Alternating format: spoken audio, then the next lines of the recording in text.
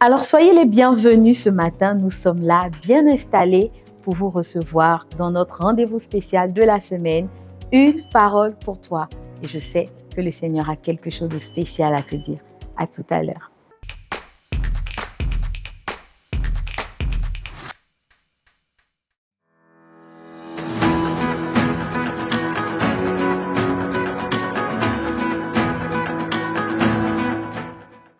Qu'est-ce que... vous attendez une parole pour toi aujourd'hui? Aujourd'hui, il n'y a pas de parole pour vous. La parole se trouve au Répit, réseau d'entraide pastorale internationale. Ah bon, donc vous ne saviez pas qu'il y a une conférence actuellement ici en Côte d'Ivoire, à l'église Vase d'Honneur Centre Kodesh, avec le bishop Nterful et l'apôtre Mohamed Sanogo. Eh bien, c'est là-bas que nous tous, on va aller prendre la parole pour nous ce matin. Donc, je vous encourage parce que oui, vraiment, c'est important.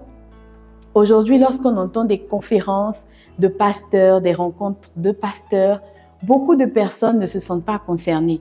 Parce que, voilà, moi, je ne suis pas un pasteur, moi, je ne suis pas dans une église, moi, je ne suis qu'un chantre, moi, je ne suis qu'un protocole, moi, je ne suis qu'un civil, moi, je ne suis qu'un laïc, etc. Alors que dans chaque moment où Dieu se tient, il y a une parole pour toi. La parole de Dieu dans ta vie n'est pas juste à un endroit spécifique. Elle peut te suivre, elle peut te devancer, elle peut même te précéder des fois. Alors, pendant que Dieu se tient à ce rassemblement, c'est important que tu comprennes que tu dois aussi être là où Dieu se tient. Lorsque Jacob traversait Bethel et qu'il s'est arrêté ce jour-là, il ne savait pas que Dieu était là. Et lorsqu'il a fait ce songe, il a dit, je vais baptiser cet endroit parce que je me suis rendu compte que Dieu était ici et moi, je ne le savais pas. Peut-être que tu n'es pas pasteur ou que tu n'es pas encore pasteur, mais Dieu a un plan pour toi. Peut-être que tu n'es pas dans le ministère ou tu ne te vois pas, tu ne te projettes pas dans le ministère, mais Dieu veut te dire quelque chose. Dieu veut planter une semence en toi pour les années à venir. Dieu veut faire de toi un héros et une héroïne. Si seulement tu peux le laisser t'équiper, te bâtir et te remplir. Lorsque Saül était allé à la recherche des ânesses de son père, il a rencontré d'abord le prophète Samuel qui lui a donné des instructions et il s'est retrouvé au milieu d'une troupe de prophètes. Lui qui n'était pas prophète, il s'est surpris en train d'avoir, on va dire, des super pouvoirs magiques. Tout ça pourquoi? Parce qu'il a su être là où Dieu le voulait.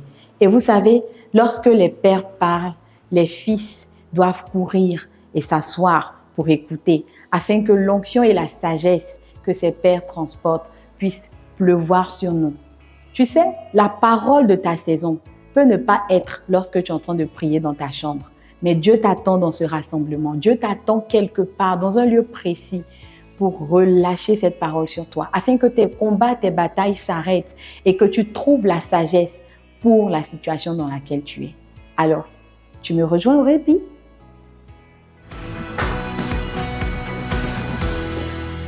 On s'en va là-bas comme ça.